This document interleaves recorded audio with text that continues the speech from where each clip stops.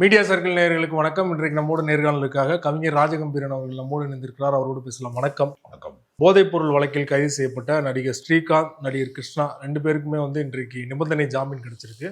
விசாரணை அதிகாரி முன்பு டெய்லி ஆஜராகணும் அப்படிங்கிற ஒரு நிபந்தனை விதிக்கப்பட்டிருக்குது. எப்படி பாக்குறீங்க? இந்த போதைப் பொருள் பயன்படுத்துகிற இடத்திலே இருக்கிறார்களா, இல்லை போதைப் பொருளை விற்பனை செய்கிற இடத்திலே இருக்கிறார்களா என்கிற சந்தேகம் காவல்துறைக்கு வருவதற்கு முன் இது இவர்களுக்காக விரிக்கப்பட்ட வலையே கிடையாது. அதிமுகவை சேர்ந்த ஒருவர் போதைப் பொருள் விநியோகத்திலே இருக்கிறார் என்று சில தகவல் கிடைக்கிற போது அவர்களுக்காக விரித்த வலையில இவர்கள் மாட்டிக்கொண்டார்கள். இதுக்கு ரொம்ப முக்கியமான விஷயம் என்னன்னா, இன்னைக்கு செல்போன்ல நீங்கள் எதை பேசினாலும் எதை அழித்தாலும் எந்த குரல் பதிவு இருந்தாலும் எல்லா டேட்டாஸையும் போலீஸால கலெக்ட் பண்ண முடியும். இப்போ இன்றைக்கு ஒவ்வொரு மனிதனுடைய தனி மனித ரகசியங்களும் அந்தரங்கங்களும் அவனுடைய ஃபோனுக்குள்ளதான் இருக்கு. ஒரு சினிமாவே செலவு டுடேங்கிற படம், ஒரு ஃபோனை மாற்றிக்கிட்டா அவங்க எப்படி பிடிபட்டுருவாங்க, அவங்களுடைய தனிப்பட்ட அந்தரங்க ரகசியங்கள் வெளிப்படும் அப்படிங்கிறது ஒரு படமே எடுத்தாங்க. அப்படித்தான் இவர்களுடைய குற்ற பின்னணி இன்றைக்கு வெளியில் வந்திருக்கிறது. அதனால் பல பேர் ஸ்ரீகாந்த் ஏற்கனவே ஓடாத படங்களின் கதாநாயகனாக இருக்கிறாரு. எல்லாருமே ஒரு பட வெற்றி பட கதாநாயகன். ரோஜா கூட்டம் ஏப்ரல் மாதத்தில் 1-2 படம் தான் அவருக்கு வெற்றி படம். பெரிய அளவில் வெற்றி படங்கள் அவருக்கு கிடையாது. இந்த பக்கம் பார்த்தீங்கன்னா கழிச்சிட்டு இவருக்கு ஒன்றும் பெரிய அளவில் ரீச் ஆன படங்கள்னு பெருசாக கிடையாது. ரெண்டு பேருமே போராடிக்கிட்டு இருக்கிறக்கூடிய சினிமாவில் எப்படியாவது முன்னுக்கு வரணும்னு போராடிக்கிட்டு இருக்கிற ஒரு லீடிங் ஹீரோ ஆகணும்னு ஆசைப்படுறாங்களே தவிர லீடிங் ஹீரோ ஆகாதவங்க. அவங்களுக்கு இந்த வேலை தேவையா அப்படிங்கிற அளவுக்கு ரசிகர்கள் ரொம்ப பரிதாபப்படுற அளவுக்கு ஒருத்தனை பார்த்து இவன் கிரிமினல் என்று அச்சப்படுவதற்கு பதிலாக ஸ்ரீகாந்தை பார்த்தா எனக்கு பாவமாக இருக்கு, கிருஷ்ணாவை பார்த்தா ரொம்ப பரிதாபமாக இருக்குன்னு சொல்லக்கூடிய அளவுக்கு. இதில் ஸ்ரீகாந்த்கிட்ட கொஞ்சம் ஜெனியூனாக அவர் ஒப்புக்கொண்டார் அந்த குற்றத்தை. ஆனால் கிருஷ்ணா நான் அப்படிலாம் கிடையவே கிடையாது, நான் சுத்தபத்தமானவனாகும் அப்படின்னு சொல்லி போய் ஓடி ஒளிஞ்சார். சுவிட்ச் ஆஃப் பண்ணிட்டா எதுவுமே தெரியாதுன்னு நம்பினார் அவர். அப்புறம் தான் போலீஸுக்கு அவர் இருக்கிற இடமே தெரிஞ்சிச்சு. அதனால 2 பேரும் இனிமே அவர்களுடைய பெயருக்கு மேற்கொண்டு, அதாவது வில்ல நடிகராக இருக்கிறவங்க இது மாதிரி வழக்குகளில் சிக்கிறது அப்படின்னு இருந்தால் அவங்களுக்கு ஏற்கனவே நெகட்டிவ் இமேஜ் இருக்கும், அதை அசலாக நம்புவாங்க. நம்ம ஊரில் என்ன பிரச்சனைனா, ஹீரோவாக நடிக்கிறாலும் உண்மையிலே நல்லவனாக இருக்குன்னு எதிர்பார்க்குறாங்க. அதுக்கு நேர்மாறாக ஒன்று நடக்கிற போது அது அதிர்ச்சிக்குரிய தகவலாக இருக்குது. ஒரு ரொமான்டிக்கு சாக்லேட் பாய் அந்தஸ்தில் தொடர்ந்து இருக்கிற ஸ்ரீகாந்துக்கும், ஒரு யதார்த்த படத்தில் பக்கத்தொட்டு பையன் மாதிரி இருக்கிற ஒரு ஆளுங்கிற இமேஜில் இருக்கக்கூடிய கிருஷ்ணாவுக்கும் இது ஒரு பெரிய இதுதான். அதாவது ஒரு பறவை பரங்கி மலையை சுமக்கிற மாதிரியான பிரச்சனை தான் இது. இதுலேருந்து அவங்க வெளியில் மறுபடியும் எப்படி சக்ஸஸ் கொடுக்க போகிறாங்க அப்படிங்கிற சேலஞ்ச் அவங்களுக்கு இது மூலமாக உருவாயிருக்கு. சினிமாவை பொறுத்த வரைக்கும் பார்த்தீங்கன்னா, திரையில் பார்க்கும்போது ஹீரோ, ஆனால் நிஜ லைஃப்பில் நிறைய பேர் அதுக்கு ஆப்போசிட்டாக இருக்காங்க. ஆனால் வில்லனாக அடிக்கிறவங்க பார்த்தீங்கன்னா திரையில தான் வில்லனாக இருக்காங்க, ஆனால் நிஜத்தில் பார்த்தீங்கன்னா ஹீரோவாக இருக்கிற சம்பவங்கள்லாம் தொடர்ச்சியாக நடக்குது இல்லையா? ஸோ மக்கள் அப்படி தான் புரிஞ்சுக்கணுமா? அதாவது ஒரு சினிமாவை அசலாக அப்படியே நம்புறதுன்னு ஒன்று இருக்குல்ல. சினிமாவில் நல்லவனாக நடித்ததுனாலேயே நான் நல்லவனாக அவர் ஓட்டு போடுறேன். ஏன்னா அது அந்த காலத்துலேருந்தே இருக்குது, எம்ஜிஆர் காலத்துலேருந்தே அந்த நடைமுறை இருக்கிறது. ஆனால் வில்ல நடிகர்களாக இருக்கிறவங்கலாம் சமூக அக்கறை மிக்கவர்களாக இருக்காங்க. விடுதலை புலிகளுக்கு ஈழத்தில் கடைசி நேர இறுதி யுத்தம் நடந்த போதெல்லாம் மருந்துகள் அனுப்பியது, அவர்களுக்கு மனிதாபிமான உதவியை செய்ததில் மிக முக்கியமான ஆள் மன்சூர் அலிகான் தான் அப்படிங்கிற மாதிரி தகவல்கள்லாம் அது சம்பந்தப்பட்ட ஆதரவாளர்கள்ட்ட இருந்து வருது, தமிழ் தேசிய ஆதரவாளர்கள்ட்ட இருந்து அப்படி ஒரு கருத்து வருது.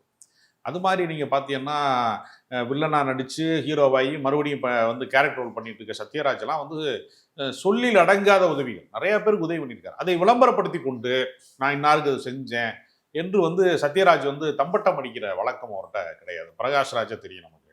அவரெல்லாம் அரசாங்கம் எந்த தவறு செஞ்சாலும், பிரகாஷ்ராஜை நமக்கு தெரியும், அரசாங்கம் என்ன தவறு செஞ்சாலும் ஓங்கி அடித்து அதுக்கு எதிரான குரல் கொடுக்கக்கூடியவர். அப்படிப்பட்ட கலைஞர்களும் இருக்கிறாங்க. நம்பியார், ஆமாம், நம்பியார் தனி மனித ஒழுக்கத்துக்கு ஒரு சான்றாக சபரிமலைக்கு மாலை ஓட்டதில் தொடங்கி தனி மனித ஒழுக்கத்துக்கு ஒரு சான்றாக இருந்தார் அப்படின்னு சொல்லுவாங்க.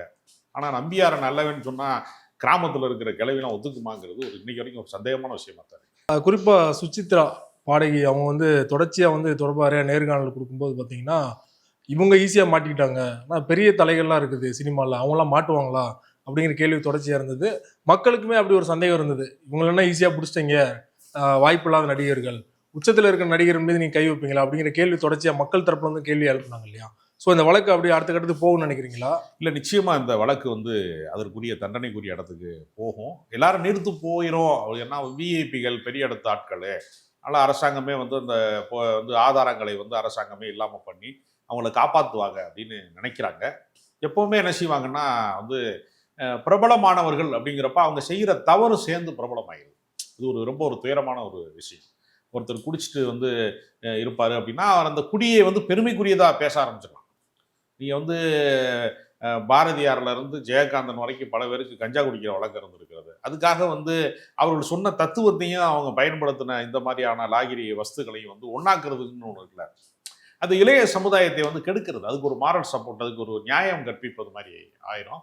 அதனால சட்டத்தின் முன்னால் வந்து ஸ்ரீகாந்தோ அல்லது கிருஷ்ணாவோ வந்து கருணை அடிப்படையில் விடுவிக்கப்படுகிறார்களா இல்லை ஆதாரத்தின் அடிப்படையில் தண்டிக்கப்பட போகிறார்களாங்கிறது அந்த வழக்கை விசாரிக்கிற நீதிபதி சம்பந்தப்பட்டது. இதில் அரசாங்கம்லாம் வந்து பெருசாக வந்து தலையிட மாட்டாங்க. இவங்களுக்கெல்லாம் யாரும் போய் தலையிட மாட்டாங்க. இவங்களோட நேரம் வந்து ஜட்ஜ்மெண்ட் எப்படி வரப்போகுதுங்கிறத நம்ம பார்க்கணும்.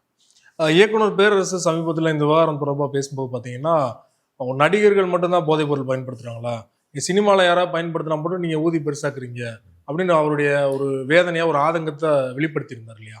இல்லை, சினிமா நடிகர்களே ரோல் மாடலாக பார்க்கறது தானே. ரஜினிகாந்த் வந்து ஸ்மோக்கிங்கை வந்து விதவிதமாக பண்ணார், சிகரெட்டை தூக்கி போட்டு ஸ்டைலாக பண்ணாருன்னு சொல்லி அவர் மாதிரியே சிகரெட்டை குடிச்சு பாதி பேர் கொரோனாவில் செத்து போயிட்டாங்க.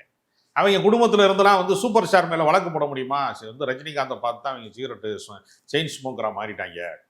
அதனால் வந்து அந்த மரணத்துக்கு ரஜினிகாந்த் பொறுப்பேற்றுக் கொள்வாரான்னு நம்ம கேட்க முடியாது. ஆனால் நடிகர்களுக்கு ஒரு சமூக பொறுப்புணர்வு வேணும். சினிமா ஆரம்பித்தோடனே எதுக்கு வந்து குடி போதைக்கு எதிராக, புகைக்கு எதிராக எதுக்கு விளம்பரம் போடுறாங்க? அதை விளம்பரமாக மட்டும் ஒரு அறிவிப்பாக மட்டும் பண்ணிட்டு படம் முழுக்க குடிச்சிக்கிட்டே இருக்கிறாங்க, படம் முழுக்க வந்து போதைப் பொருளை பயன்படுத்திகிட்டே இருக்கிறாங்கிற படங்கள் வெற்றி பெறப்ப இளம் தலைமுறை அதை பார்த்து கெட்டு போய்விடுமேங்கிற அச்சம் தான். எந்த வீட்லையுமே சங்கில வச்சு சாராயத்தை ஊற்ற போகிறது இல்லை, வெளியில் போய் தானே கற்றுக்கிறான். அப்போ தான் வியக்கக்கூடிய கதாநாயகர்கள் வந்து ஒழுக்கமற்றவர்களாக நடிக்கிற ஒரு காட்சியில் படம் ஓப்பனிங்காக டாஸ்மார்க்கில் சாங்கில் தான் ஓப்பன் பண்ணுறாங்க அப்படின்னா குடிப்பது சம்பந்தமான குற்ற உணர்ச்சி இருந்துச்சு போன தலைமுறை. இந்த தலைமுறை இல்லாமல் போனதற்கு சினிமாக்காரர்கள் பொறுப்பு. குறிப்பாக இப்போ இவங்களுக்கு உடனே ஜாமீன் கிடைச்சிருச்சு, ஸ்ரீகாந்துக்கு சரி கிருஷ்ணாவுக்கு சரி, கிட்டத்தட்ட 15 நாள் தான் இருக்கும். இதே ஒரு சாமானியன் இந்த மாதிரி போதைப் பொருள் வழக்கில் மாட்டியிருந்தா ஜாமீன் கிடைச்சிருக்குமா அப்படிங்கிற ஒரு கேள்வி மக்கள். சாமானியனுக்கும் ஜாமீன் கிடைக்கும், ஆனா செய்தியா மாறாது.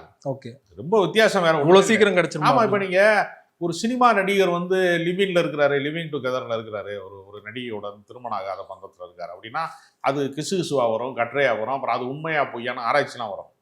நீங்க வந்து ஐடி கம்பெனில ஒருத்தர் வந்து வேலை பார்க்குறவர் இன்னொரு பொண்ணோட சேர்ந்து ஒரு வீடு எடுத்து தங்குறாரு, சேர்ந்து வாழ்றாங்க அப்படிங்கிறது அவங்க நண்பர்கள் வட்டத்துக்குள்ள பேச பொருளா இருக்கும்.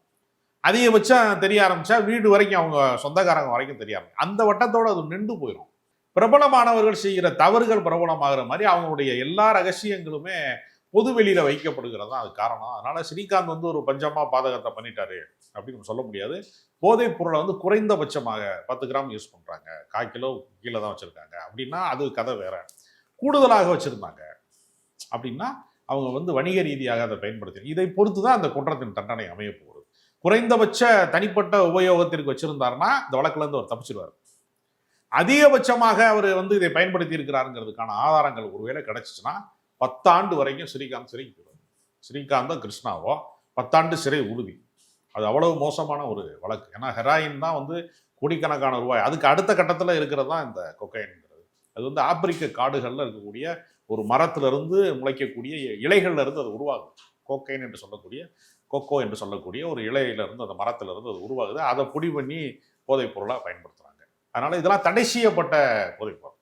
இப்போ டாஸ்மார்க்கில் விற்கிறதெல்லாம் தடை செய்யப்பட்டதல்ல, இது தடை செய்யப்பட்டது. அது வெளிநாட்டில் இருந்து தான் வருது. ஏற்கனவே அது குஜராத்தில் இருக்கக்கூடிய அதானி துறைமுகத்தில் இருந்து தான் கோடிக்கணக்கான போதைப் பொருட்கள் வந்து பிடிபட்டுச்சு. அதனால தனியார் மையத்தின் வழியாக நீங்கள் ஒரு துறைமுகத்தை தனியார்கிட்ட ஒப்படைச்சிங்கன்னா அது என்னென்னலாம் வருங்கிறதுக்கு இதெல்லாம் ஒரு சாட்சி. அரசாங்கத்தின் கட்டுப்பாட்டில் இதெல்லாம் இருந்துச்சுன்னா இந்த புழக்கம் வந்து கொஞ்சம் குறைவதற்கு வாய்ப்பு இருக்கிறது. இது அதிகமான புழக்கப்பட்டதுக்கு அது ஒரு காரணம். நீங்கள் லாக்டவுனில் வந்து எல்லா மதுக்கடைகளையும் மூடிய போது போதையிலே இருப்பதற்கு புதிதாக தேடல்களை தொடங்கிட்டாங்க. கொஞ்சம் பேர் தான் வீட்டிலேயே காய்ச்ச ஆரம்பிச்சிட்டாங்க, கஞ்சி காய்ச்சறது மாதிரி. இந்த மாதிரி கொஞ்சம் வசதியானவன், எலைட்டாக இருக்கிறவன், கோடீஸ்வரனாக இருக்கிறவன்லாம் இந்த மாதிரியான ரகசியமாக வந்து கொக்கைன் எங்கே கிடைக்கும், கெராயின் எங்கே கிடைக்கும்னு ஒரு குரூப் சுத்த ஆரம்பிச்சிட்டாங்க. இப்போ தான் அவங்கெல்லாம் பிடிபடுறாங்க. பிடிபடுறது மூலமாக இது ஒழிக்கப்படுவதிலே அரசாங்கம் ரொம்ப தீவிர நடவடிக்கை எடுப்பதற்கு ஒரு வாய்ப்பாக அது மாறும். நயன்தாரா விக்னேஷ் சிவன் கல்யாண வீடியோ நெட்ஃப்ளிக்ஸில் வெளியானது. அதில் தனுஷ் அவர்கள் வழக்கு தொடர்ந்தார். என்னுடைய அனுமதி இல்லாமல் நான் தயாரித்த படத்திலிருந்து ஒரு காட்சி வச்சிட்டாங்க அப்படின்னு சொல்லிட்டு அந்த வழக்கு நடந்துகிட்டு இருக்கு. இன்றைக்கு பார்த்தீங்கன்னா ஏபி இன்டர்நேஷனல் அப்படிங்கிற ஒரு நிறுவனம் சந்திரமுகி படத்துல இருந்து அனுமதி பெறாமல் அந்த காட்சியை பயன்படுத்தியிருக்காங்க அப்படின்னு அவங்களும் வழக்கு தொடர்ந்துருக்காங்க, நோட்டீஸ் அனுப்பியிருக்காங்க. தொடர் சர்ச்சையில் சிக்கிட்டு இருக்காங்க இல்லையா நயன்தாரா? அது எப்பொழுதுமே வந்து ஒருத்தருடைய உழைப்பை வந்து பயன்படுத்துவதற்கு முன்னால் முன் அனுமதி பெறுவது என்பது ஒரு குறைந்தபட்ச நாகரீகம். நீங்க புதுமை பித்தன் எழுதிய சிற்றன்னை அப்படின்னு சொல்லக்கூடிய ஒரு சிறுகதையை தான் வந்து மகேந்திரன் படிச்சுட்டு உதிரி பூக்கள்னு ஒரு படம் எடுக்கிறாரு. அந்த ப்ரொடியூசர் கேட்குறாரு, ஏப்பா அந்த சிற்றன்னை கதைக்கு இந்த படத்துக்கு என்னப்பா சம்மந்தம் இருக்கு அப்படின்னு கேட்குறாரு.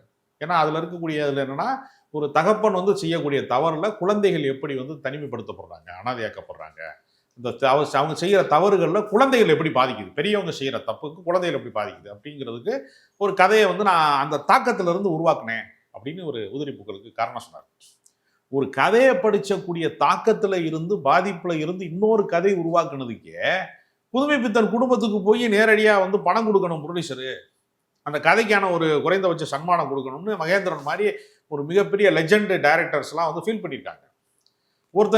ஒருத்தனுடைய ப்ரொடக்ஷன்ல அவங்க செலவு பண்ணி அவங்க கேமராமேன் பண்ணி கோடிக்கணக்கான ரூபா செலவு பண்ணி எடுக்கக்கூடிய ஷூட் பண்ணக்கூடிய அந்த ஃபுட்டேஜ் அப்படின்னா அவங்களுக்கு தகவலே தெரிவிக்காம பயன்படுத்துறதுங்கிற ஒரு முறை இருக்குல்ல, அது எந்த வகையான, அது நயன்தாராவா இருந்தானே, எதை விட பெரிய ரஜினிகாந்தா இருந்தானே, யாரா இருந்தானே, அது ஒரு தவறான முன்னுதாரணம் இல்லையா? அவனுடைய படங்கள்ல இருந்து அது அந்த உழைப்பை வந்து திருடுவதான அது முறைப்படி முன் அனுமதி பெறணும், அந்த பண்பாடு வரணும். வெளிநாட்டுல இருந்து பல படங்களை பார்ப்பாங்க, கொரியா படத்துல இருந்து உன்னை சுட்டு இங்கே வச்சு எடுப்பாங்க. இன்னைக்கு வந்து உலகமயமாக்கல்ல அந்த படம் நம்ம ஊர் படம் அங்கேயே போயிருதுல. நமக்கு கொரியா படம் வர்றது மாதிரி ஓடிடி தளத்துக்கு மூலமா நம்ம ஊர்ல நடக்கிற லோக்கல் படத்தையும் அவன் ஓடிடியில பார்க்க வாய்ப்பு இருக்குல்ல. என்னடா நம்ம கதையை அவன் திருடி இருக்கான்னு. அப்ப உலகம் முழுக்க வந்து அறிவு திருட்டுங்கிறது படைப்பு சார்ந்த விஷயங்கள்ல காப்பிரைட்டுங்கிறது உலகம் முழுக்க இருக்கக்கூடிய உரிமை, அதை மதிக்கணுங்கிறது தான். அது பிரபலமா இருக்கிறோம், நம்ம என்ன வேணாலும் செய்யலாங்கிறது அல்ல. பிரபலங்கள் மற்றவங்களுக்கு முன்னுதாரணமா இருக்க வேண்டிய கட்டாயம். இயக்குனர் ராம் அவர்கள் இயக்கத்தில் வந்து சமீபத்தில் பறந்து போ திரைப்படம் வெளியானது. சிவா தான் நடிச்சிருந்தாரு. ராம் இதுக்கு முன்னாடி எடுத்த 4 படங்களுக்கும் இந்த படங்களுக்கும் சம்மந்தமே இல்லை, இந்த படத்தை ராமா எடுத்தாரு அப்படிங்கிற ஒரு கேள்வி தான் தொடர்ச்சியாக வந்து சினிமா வட்டாரங்களில் எழுப்பப்பட்டிருக்குது. நீங்களும் படம் பார்த்துட்டீங்க, எப்படி இருந்தது படம்? பறந்து போ வந்து என்னன்னா குழந்தைகள் வந்து எதையெல்லாம் மிஸ் பண்றாங்க. 80களில் பிறந்த குழந்தைகள், அதுக்கு முன்பு பிறந்த குழந்தைகள் வந்து ஆற்றுல வந்து விளையாடுறதுக்கு, கம்மாக்கரையில் வந்து நீச்சல் அடிக்கிறதுக்கு, தென்னை மரத்தில் ஏறுறதுக்கு, மாங்காய் பறிக்கிறதுக்கு, அப்படிலாம் ஒரு விளையாட்டான வாழ்க்கை. தோப்புக்குள்ளே போய் விளையாண்டோம், நாங்கள் கிணத்துல போய் குளிச்சுட்டு வந்தோம் அப்படின்னு சொல்லுகிற ஒரு இயற்கை சார்ந்த ஒரு வாழ்வியல் வந்து பல பேருக்கு இருந்துச்சு. இன்னைக்கு நகரமயமாக்கல் வந்து இன்னைக்கு வந்து ஒரு கார்ப்பரேட் மயமாக எல்லாமே மாறின இந்த சூழ்நிலையில எல்லாருமே ஒரு இறுக்கமாக குழந்தைகளுக்கு விளையாடுவதற்கான மைதானங்களே பல இடங்கள்ல இல்லாமல், நிறைய இடங்கள்ல, எல்லா இடங்கள்லயும் பூங்கா இருக்க போறது இல்லை, எல்லா இடங்கள்லயுமே வெட்ட வெளியான ஒரு இடங்கள் இருக்க போறது இல்லை. அப்ப அவனுக்கு வந்து அவனுடைய குழந்தைகளின் உலகம் என்னவாயிருச்சு அப்படின்னா, பந்தய குதிரை மாதிரி அவனை படின்னு டார்ச்சர் பண்றாங்க. ஆன்லைன் கிளாஸுக்கு வந்து பணத்தை கட்டிட்டு இவன் இஎம்ஐ வந்து ஹீரோவா இருக்கிறவன் இஎம்ஐ கட்ட முடியாம தப்பிச்சு ஓடுறாங்கிறனோ, கடன் கட்ட முடியாம வந்து மனைவியா இருக்கிற வெளியூர்ல போய் சேலை வைக்கிறானோ, மிடில் கிளாஸ் வாழ்க்கையில இன்னைக்கு சந்திக்கக்கூடிய சிக்கல்களை வந்து ஒரு படமா எடுத்திருக்கிறாரு.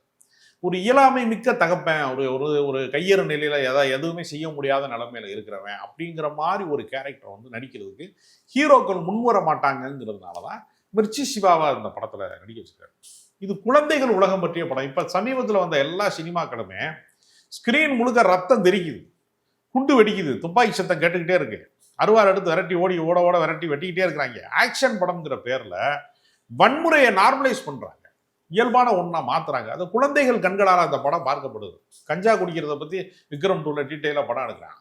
அப்ப கொடூரமான வன்முறை காட்சிகளை எல்லாம் நீங்க குழந்தைகள் பார்த்துக்கிட்டே இருக்காங்க. குழந்தைகளுக்கான படம் எங்கேயாவது எடுக்கிறாங்களா யாராவது அப்படிங்கிறப்ப பறந்து போ வந்து ஒரு குழந்தைகளுக்கான படம். இன்னைக்கு குடும்பத்தோட பார்க்கறதுக்கான படங்கள் அப்படிங்கிறது எனக்கு தெரிஞ்சு கடைசியா விக்ரமனோட முடிஞ்சிருச்சுன்னு நான் நினைக்கிறேன். கொஞ்சம் சீனு ராமசாமி படங்கள்லாம் அந்த சென்டிமெண்ட் கொஞ்சம் வரும்.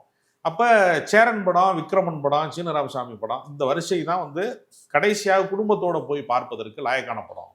மிச்ச படங்கள்லாம் வன்முறையினுடைய குரூரம் அதிகமா இருக்கு, பார்க்க முடியாத படங்களா இருக்கு. அப்படிங்கிறப்ப வழக்கமான சினிமா ஃபார்முலால இருந்து விலகி ஒரு குழந்தைகள் பற்றிய ஒரு படத்தை வந்து அவர் எடுத்திருக்கிறார். அவர் என்ன சொல்றாருன்னா, இது குழந்தைகளுக்காக நான் எடுக்கல, நம்மளை வந்து கார்பரேட் கல்ச்சர் வந்து இன்னைக்கு என்னவா வச்சிருக்கு மிடில் கிளாஸ் பீப்புளை, அவங்களுடைய வாழ்க்கையை எவ்வளவு நிம்மதியை பறிச்சிருக்கு, மகிழ்ச்சி சந்தோஷத்தை எல்லாம் எப்படி இல்லாமல் பண்ணியிருக்கு என்று சொல்லக்கூடிய ஒரு படத்தை தான் நான் வந்து பண்ணியிருக்கேன் அப்படின்னு சொல்றாரு. வழக்கமான சினிமா மாதிரி அது இல்லை, டூயட் இல்லை, சண்டை காட்சிகள் இல்லை, வழக்கமான திரைப்படத்துக்கான இது வந்து கடைசி நேர கிளைமாக்ஸ், எதிர்பாராத கிளைமாக்ஸ் இல்லை, இது மாதிரியான ஃபார்முலா எதுவுமே ஆனா இல்லை. வழக்கமான சினிமா இல்லாட்டாலுமே வந்து யதார்த்தத்தோட பொருந்தி போற சினிமா இருக்குது அது அப்படிங்கிற ஒரு கேள்வி வருது. இல்லை, யதார்த்தத்தோட பொருந்தி போறதுங்கிறது 100% வந்து பண்ண முடியாது. ம். அதாவது உண்மையிலேயே டாக்டரா இருக்கிற ஆளை கூட்டிட்டு வந்து டாக்டரா நடிக்க வைக்க முடியாது. டாக்டருக்கான பாவனைகள் என்பது வேறு, டாக்டரா ஒர்க் பண்றதுங்கிறது வேறு. சினிமாவுக்கு தேவை பாவனை தான். உண்மை மாதிரி ஒன்றை தான் சினிமாக்குள்ள உருவாக்க முடியுமே தவிர உண்மையவே உருவாக்க முடியாது. அதுக்கு பேர் documentary. Documentary plus drama equal to சினிமான்னு சொல்லுவாங்க. அப்ப நமக்கு வந்து என்னன்னா, அவரு டிராமா எவ்வளவு பண்ணியிருக்கிறாரு, அதுக்குள்ள உண்மைத்தன்மை அசல் தன்மை எவ்வளவு கலந்துருக்கிறாரு, அது வந்து ஒரு சிலருக்கு வந்து என்ன ஆகும்னா அந்த டேஸ்ட் ஒத்துக்காது. நீங்க ஒரே கடையில போய் வந்து 4 பேர் சாப்பிடுவேன், ஒருத்தனுக்கு வந்து வயிறு ஒத்துக்காதுன்னா. ரசனை என்பது மாறுபடும், ஜீரண சக்தி மாறுபடும். அதனால உங்களுக்கு பிடித்த ஒரு படம் வந்து எனக்கு பிடிக்காத படமா இருக்கும். அதனால எல்லாருக்கும் பிடித்த படம் ஒன்றும் உலகத்தில் இது வரைக்கும் உருவாக்கப்படவே இல்லை. அதனால அவர் ஒரு பொலிட்டிக்கல் ஃபிலிம் பண்றாரு. அதுல ஒரு வகையாக குழந்தைகளை மையமாக வைத்து ஒரு படம் பண்ணியிருக்காரு. அதை குடும்பங்கள் கொண்டாடுகிற படம். இது வந்து வழக்கமான டீனேஜ் ஆடியன்ஸ் அவங்களுக்கு இந்த படம் பிடிக்குமான்னு ஒரு கேள்வி இருக்கு. லாஜிக்கே அவங்களுக்கு வந்து படம் பார்க்கும்போது எதுவுமே தவறா தெரியலையா? இப்போ சிவா ஆரம்பத்துல இருந்து சொல்றாரு எனக்கு முட்டி வலின்னு சொல்லிட்டு, மலையில அப்படியே ஏற ஓடி விடுறான், பார்த்தா முட்டி வலிக்கலன்றாரு. இந்த பக்கம் பார்த்தீங்கன்னா மனைவிக்கு வந்து ஆஸ்துமா இருக்கு, காட்டுக்குள்ள வந்து பதட்டத்துல ஓடி வருது பையனை துரத்திட்டு, ஆஸ்துமா இல்லை பஃப் இழுக்கலைங்குது. ஸோ இதெல்லாம் வந்து லாஜிக்கே அவங்களுக்கு சரியா இருக்குது. இல்ல, இந்த குறைந்தபட்ச மேஜிக் கூட பண்ணலைன்னா அந்த சினிமாவே கிடையாது. ஓகே, நீங்க வந்து ஆஸ்துமா பேஷண்டா இருக்கிறவங்க உண்மையிலேயே கொடைக்கானலுக்கோ வேற எதுக்கோ போனாங்கன்னா அவங்க பாதிக்கப்பட மாட்டாங்க. நேச்சர் வந்து யாரையுமே வந்து துன்புறுத்தாது. அதனால இயற்கை வாழ்க்கைக்கு திரும்புங்கள் அப்படின்னு சொல்ற இடம் இருக்குல்ல, அதை வந்து சொல்றதுக்காக அந்த சீன் வச்சிருக்காங்க. அது டிராமா தான். அது எல்லாருக்குமே இது பொருந்துமான்னு நம்ம சொல்ல முடியாது. நீங்க ஒரு டாக்டர் ஒரு ஆளுக்கு போடுற ஊசியை இன்னொரு ஆளுக்கு ஒத்துக்கிறாங்கனால, இப்போ மருத்துவத்துல அறிவியல்லையே எல்லாத்துக்கும் பொருந்துற ஒண்ணு கிடையாதுல்ல. அப்ப பென்சிலின் உங்களுக்கு போடலாமான்னு டாக்டர் கேட்குறாங்களா? ஒரு முறை அந்த அசைவம் சாப்பிட்டுட்டு பென்சிலின் போட்டால் உடம்புலாம் வந்து திட்டா வந்துடும், தடிப்பா வந்துடும் அப்படின்லாம் சொல்றாங்க. அப்ப எல்லாருக்கும் எல்லாம் பொருந்தாது. மருந்து பொருந்தாதுங்கிறப்ப, கனவு பொருந்தாதுங்கிறப்ப ஒரு சினிமாவுடைய ரசனை என்பது மாறுபடும். அதனால பறந்து போ என்கிற படத்தை வந்து ஒரு கூட்டம் கொண்டாடிட்டே இருக்கு, இன்னொரு குரூப் இது சினிமாவே கிடையாதுன்னு சொல்லிக்கிட்டே இருக்கான். 2 பேருக்கு எப்பொழுதுமே இருவேறு உலகத்து இயற்கை மாதிரி 2 தரப்பு எப்பவுமே இருந்துகிட்டே தான் இருக்கும். அதை நம்ம வந்து அந்த ரசனையை வந்து நம்ம வந்து கட்டுப்படுத்த முடியாது. இப்படிதான் இருக்கணும் படம் அப்படின்னு யாரும் ரூல்ஸ் போட முடியாது. ஒரு சாமானியனா அந்த படத்தை பார்க்கும்போது பார்த்தீங்கன்னா, அந்த பையன் வந்து அவன் அப்பாவையும் சரி அம்மாவையும் சரி அவ்வளோ டார்ச்சர் பண்றான். ஒரு இடத்துல கூட சின்ன கோவப்பட மாட்டேன். இப்போ நார்மலாக ஒரு ஃபேமிலியில் என்ன பண்ணா, சின்ன சேட்டை செஞ்சாலே சப்புன்னு சலார்னு ஒரு அடி வைப்பாங்கல்ல. இவ்வளோ டார்ச்சர் பண்ணி அவன் மயக்கம் போட்டு விழுந்து இந்த பக்கம் அம்மா வந்து தலை தெறிக்க ஓடுது, ஒரு இடத்துல கூட கோவம் வராதா? இந்த மாதிரி அம்மா அப்பா இருப்பாங்களா அப்படிங்கிற ஒரு கேள்வி வருது இல்லையா? இல்லை, குழந்தைகள் மேல ஒரு அம்மா எவ்வளவு அன்பா இருக்கணும், ஒரு அப்பா எவ்வளவு அன்பா இருக்கணுங்கிற ஒரு கற்பனையிலேருந்து எடுக்கப்பட்ட ஒரு படம். நான் ஒரு உதாரணம் சொல்றேன். ரொம்ப காலமா சொல்லப்பட்ட ஒரு கதை இருக்குது. என்ன அப்படின்னா, ஒருத்தன் ஒரு ஆளுக்கு நிலத்தை வித்துட்டான். அவன் உழுது பார்க்கும்போது திடீர்னு உள்ளுக்குள்ள ஒரு புதையல் இருந்துச்சு. அவன் என்ன பண்ணா, இந்த புதையலை நான் வாங்கவே இல்லை, நிலம் தான் வாங்கினேன், அதனால நான் புதையலை கொண்டு அந்த ஆட்டை நிலத்துக்கு உரிமையாளர்கிட்ட கொண்டு கொடுத்துருவோம் அப்படின்னு போனேன். அவன் முடியாது, நான் நிலத்தை வித்தப்போ அதில் வந்து நல்லவன் போது தான் நானும் வாங்க போகிறேன், எது நடந்தாலும் அது உனக்கு தனியாக சொந்தம்னு சொன்னான். 2 பேரும் பஞ்சாயத்துக்கு போனாங்க அப்படின்னு ஒரு கதை உண்டு. பஞ்சாயத்தில் வந்து என்ன பண்ணாங்கன்னா, தீர்க்க முடியாத பிரச்சனை ஆயிடுச்சு அப்படின்ட்டு, அவனுக்கு ஒரு பொண்ணு இருக்குது, அவனுக்கு ஒரு பையன் இருக்குது, எதிர்காலத்தில் அவங்களுக்கு திருமண பரிசா கொடுத்துருவோன்னு ஒரு கதை இருக்குது. இந்த கதையில் ஏதாவது லாஜிக் இருக்கான்னு கேட்டால் என்னன்னா, உண்மையிலேயே ஒருத்தர் நிலத்தை வாங்கினான்னா புதையல் இருந்தால் டபக்குன்னு அமிக்கிடுவான். இதுதான் யதார்த்தம். ஒருவேளை புதையல் இருக்கிறத அமிக்கிட்டான்னா, பக்கத்து வீட்டுக்காரன் போட்டு கொடுத்துட்டான்னா, எப்படா புதையலை நீ எடுத்துட்டு போவ அப்படின்னு சொல்லி அவன் சண்டைக்கு வருவேன். இதுதான் யதார்த்தம். மீறி 2 பேரும் பஞ்சாயத்துக்கு போனால் பஞ்சாயத்துலையும் அமைக்கிடுவாங்க புதையலை. இதுதான் யதார்த்தம்.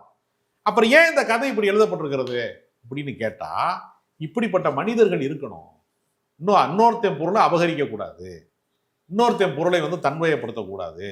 அப்படி மீறி வந்து தன்மையப்படுத்தக்கூடிய ஒரு சூழ்நிலை வரும் என்று சொன்னால் அது அடுத்த தலைமுறைக்கு தான் போகணுமே தவிர தான் வைத்துக் கொள்ளக்கூடாதுன்னு ஒருத்தன் ஆசைப்பட்டிருக்கேன். அப்பெல்லாம் மனிதர்கள் வாழ்ந்திருக்கணும் அப்படின்னு ஆசைப்பட்டிருக்கேன். இது யதார்த்தம் கிடையாது இந்த கதை. இப்போ நீங்க சொல்ற குழந்தைய அடிக்காத அப்பாங்கிறது ஒரு கனவு அப்பா தான். அப்படி ஒரு அப்பா இருந்திருக்கலாமே அப்படின்னு ஒரு ஆசைப்படுற ஒரு குழந்தையுடைய மனம் தான் அந்த கதையை தவிர அப்படித்தான் இருக்கணுமா அப்படின்னு ஒன்றும் கதைக்கு எந்த ரூல்ஸும் கிடையாது. முதல் சீன்ல ஓட விடும்போதே சப்புன்னு ஒரு அடி அடிச்சிருந்தானா படம் ஃபுல்லா ஓட விட்டுருப்பானா அப்படின்னு ஒரு கேள்வி வரும். இல்லை, படம் அப்பயே முடிஞ்சிடும், அது குறும்படமாயிருக்கும், திரைப்படமாயிருக்கும். அதனால அதை நம்ம ரூல்ஸ் சொல்ல முடியாது. அவருடைய மனதில் என்ன தோணுதோ, அவர் மென்னுணர்வு சார்ந்த மனிதராக இருக்கிறாருன்னா அவர் இப்போ ஒருத்தன் காதலிச்சுட்டே இருக்க முடியுமா தொடர்ந்து அப்படின்னு கூட கேட்கலாம். உண்மையிலே காதலிச்சுட்டே இருக்க முடியாது. புதுசாக கல்யாணம் ஆனவங்க ஆசை 60 நாள் மோகம் 30 நாள் தான் இருப்பான். அப்புறம் பொழுசை முன்னாடிக்கிற சண்டை வந்துடும். அவன் ரேஷன் கடைக்கு போச்சுன்னா அவளுக்கு பிடிக்காது. இவன் போச்சுன்னா கடைக்கு போச்சுன்னா போக மாட்டான், மளிகை கடைக்கு போனால் போக மாட்டான். ஷாஜகான் மும்தாஜில இருந்து உலகத்தில் ரோமியோ ஜூலியட்ல இருந்து உலகத்தின் பிரசித்தி பெற்ற எல்லா காதலர்களுமே வாழாமல் போனதுனால காவியம் ஆயிட்டாங்க. வாழ்ந்திருந்தாங்கன்னா அவங்க அன்றாடம் படுற கஷ்டத்தில் அவங்க அதை வெறுத்திருப்பாங்க வாழ்க்கையை அப்படின்னு தான் சொல்லுவாங்க. அதான் யதார்த்தம். அதனால யதார்த்தத்தை தாண்டி ஒரு கனவை சொல்றது, ஒரு நல்ல உணர்வுகளை சொல்றதுன்னு ஒரு அட்டெம்ப்ட் ட்ரை பண்ணியிருக்காரு. குறிப்பா தமிழ் சினிமால பாடல் வந்தாலே நிறைய பேர் எந்திரிச்சு போயிடுவாங்க. அதனால பாட்டே பாத்தீங்கன்னா முழு பாட்டுக்கு எந்திரிக்க மாட்டாங்க. முழு பாட்டை வைக்கிறது இல்ல, எல்லாமே பாத்தீங்கன்னா ஒரு மாண்டேஜ் மாதிரியே வச்சுட்டு போயிடுவாங்க. இந்த படத்துல பாத்தீங்கன்னா ஒரு சீன் வருது, அந்த சீனையே திரும்ப பாட்டா படிக்கிறாரு. இந்த மாதிரி 19 பாட்டு இருக்கு படத்துல. அதுக்கு என்ன காரணம்னா குழந்தைகள் ரைம் சொல்றாங்கல்ல, அப்பா ரொம்ப மோசம், என்னை அடிக்க வர்றாரு அப்படின்னு ஒரு பையன் ரைம் சொன்னான்னு வச்சுக்கோங்களேன், ரைம் ஸ்டைல்லையே அப்பா பத்தி சொன்னான்னு வச்சுக்கோங்களேன். குழந்தை மனநிலையில இருந்து சொல்லப்பட்ட பாடல் அது டியூன் கிடையாது, ஒரு சினிமா பாட்டு கிடையாது, ஹை பிச்சில் ஸ்ரீராம் வச்சு ரெக்கார்ட் பண்ண பாட்டு கிடையாது. அவரு டைரக்டர் மியூசிக் டைரக்டர் என்ன சொல்லியிருக்காருன்னா, குழந்தைங்க என்னென்னலாம் ரைம் சொல்லுவாங்களோ அதை பாட்டாக்கிருங்க.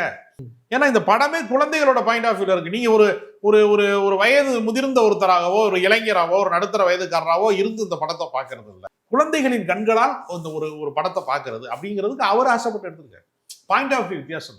உங்க ஜன்னல்ல இருந்து உலகத்தை பார்க்கறதுக்கும் தெருவுல இருந்து நீங்க உங்க வீட்டு ஜன்னலை பார்க்கறதுக்கும் வேறுபடுது. அது அவரோட பாயிண்ட் ஆஃப் வியூ. சின்னமே தேவையில்ல, பாட்டாவே வச்சிருக்கலாம் படம் ஃபுல்லாவே.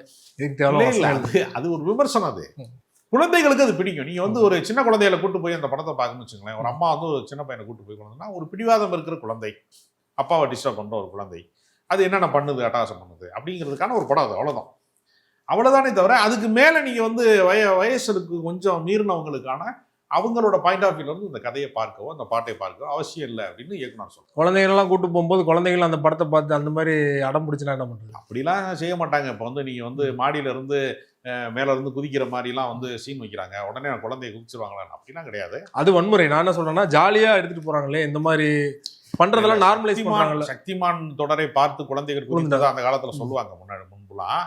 அது ஒரு சில குழந்தைகளுக்கு அந்த விபரீதமான எண்ணங்கள் தோன்றும். இது ஒரு என்டர்டைன்மெண்ட் தான் ட்ரை பண்ணியிருக்காரு.